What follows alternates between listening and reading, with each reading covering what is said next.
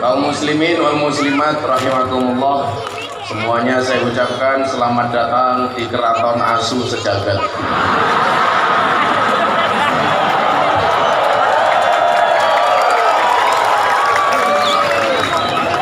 Dan itu hanya ada di Purworejo.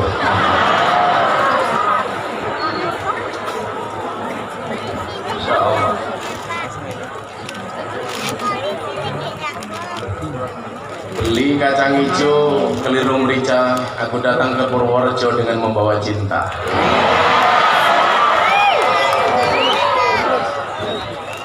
Sebagaimana kalian mafhumi, cinta itu apa? Cinta itu seperti air kencing di dalam kolam renang. Maksudnya apa? Wujudnya tidak nampak, tapi hangatnya bisa dirasakan.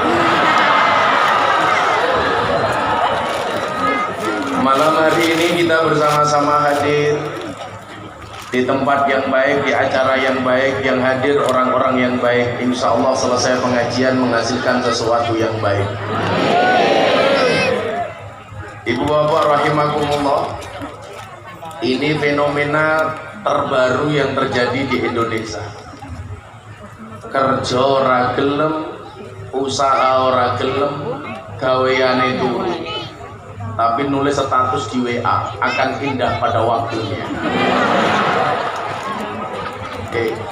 John dan Tangyo, turumu miring, obatmu ndang diombe.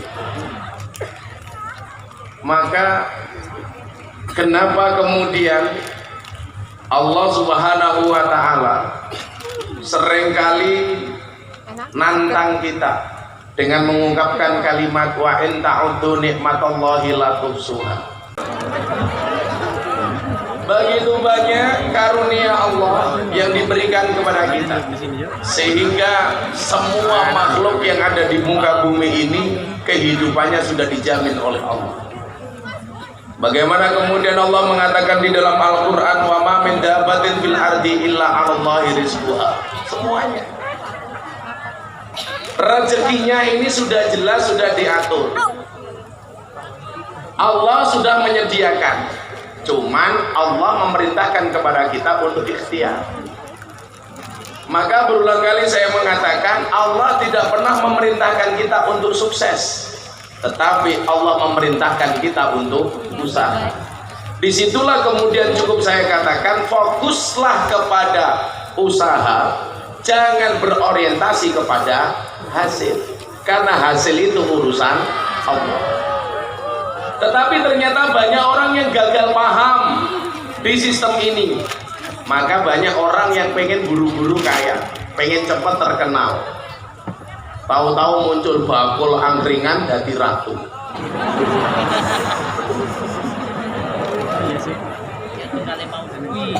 Dan ternyata juga banyak yang ikut gitu. Ada juga yang terperdaya, yang terprovokasi, yang tertipu. Ini belum selesai, muncul yang baru, Sunda Emperan. Apa boleh? Sunda Emperan. Maka ibu bapak rahimakumullah, fenomena seperti ini semakin kesini akan semakin orang banyak, akan semakin banyak fenomena seperti ini. Kenapa? Karena banyak orang stres, pengen mendapatkan kemuliaan dengan jalan yang singkat, mak bedunduk moro-moro dadi wong top. Padahal mohon maaf, proses yang dilakukan oleh Kanjeng Nabi Muhammad SAW untuk mencapai derajat Nabi itu tidak mudah. Sekian lama beliau bertahanus di Gua Hira, delik, tahanus, menyepi, meninggalkan kenikmatan-kenikmatan dunia. Padahal istrinya seorang saudagar kaya namanya Siti Khadijah. Dan luar biasanya apa? Ketika Nabi Muhammad SAW bertahanus di Gua Hira, setiap kali menghantarkan konsumsi dan makanan ke Gua Hira, Siti Khadijah tidak pernah menyuruh pembantunya, tapi langsung diantarkan oleh Siti Khadijah. Disinilah kemudian saya sering mengatakan kesuksesan seorang suami berangkat dari doa istri. Betul? Itu artinya semakin banyak istri, semakin banyak yang mendoakan.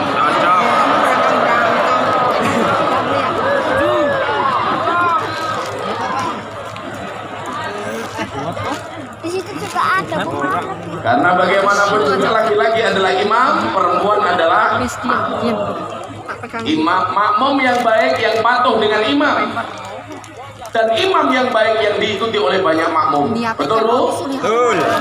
Betul. Kita kira dong. Tapi kan situ Coba bansernya duduk saja Mas, kamu nggak usah berdiri, duduk saja. Nah. Kamu duduk saja. Mereka itu datang pengen melihat wajahku, tidak pengen melihat bokongmu, oke? Okay?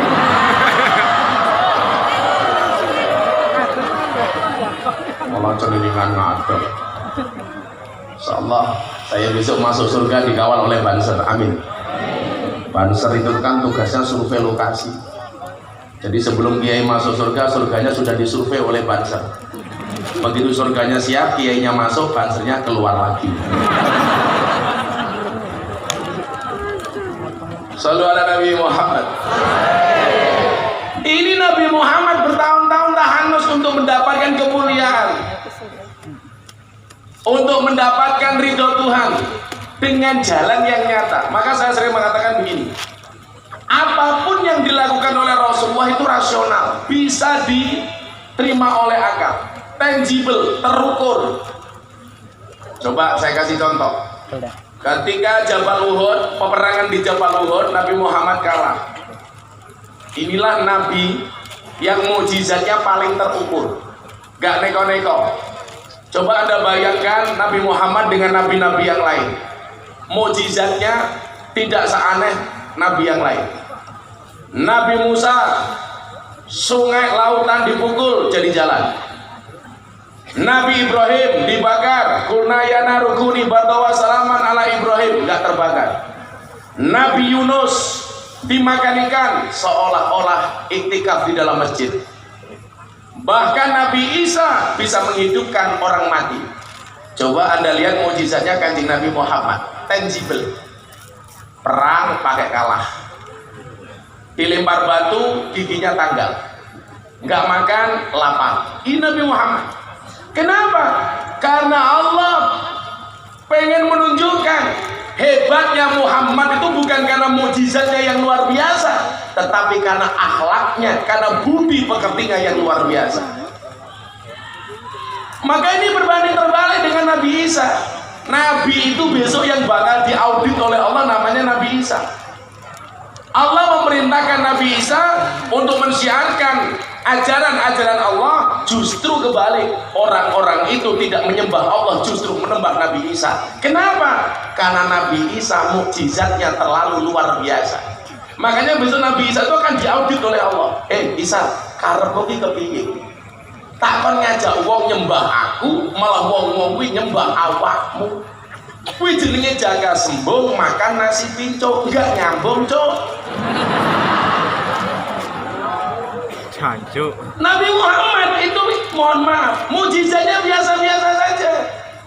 Istrinya meninggal, ya nangis, sedih, karena manusia biasa yang mempunyai sifat yang luar biasa.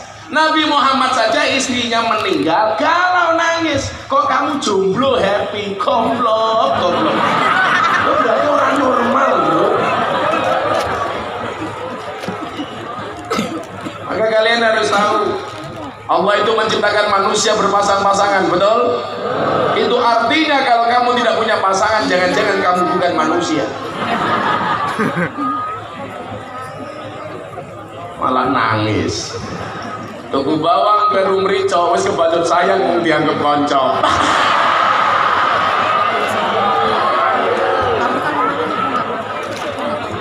Loro hati.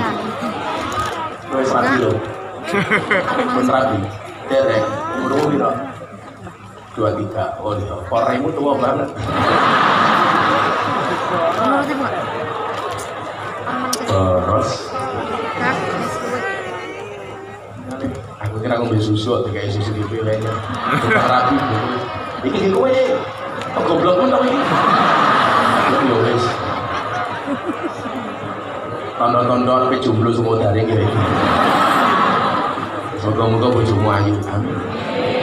Rondo anak 15. Saya itu tidak pernah minum susu, Be. Ya kopi saja, nggak usah pakai gula.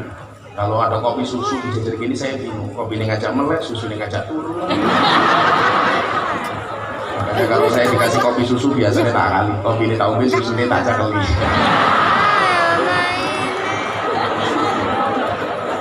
Besok akan budi baca.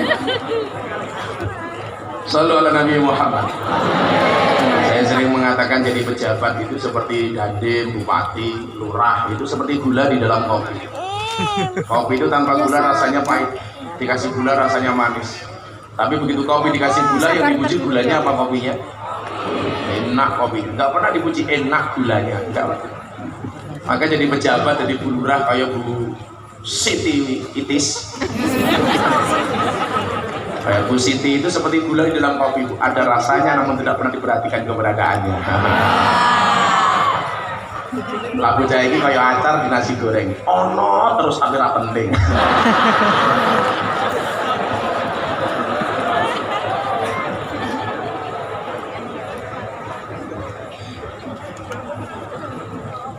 Nabi Muhammad mukjizatnya biasa-biasa saja, dan yang dilakukan itu tangible, terukur, wujudnya nyata.